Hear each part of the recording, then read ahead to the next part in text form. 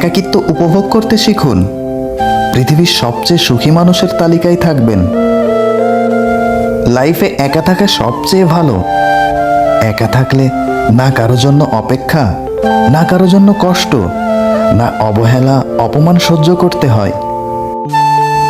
একটা জিনিস দেখবেন, আপনি যাকে নিয়ে বেশি ভাববেন দেখবেন সেই মানুষটাই আপনাকে বোঝে না। তাই একা থাকুন, না হলে আপনাকে যে চাই, যে বোঝে তাকে ভালোবাসেন, আর যে বোঝে না তার থেকে কষ্ট না পেয়ে দূরে থাকেন। কাউকে ভালোবেসে কষ্টকে আপন করে নেয়ার থেকে একাকিত্বকে আপন করে নেয়া অনেক ভালো।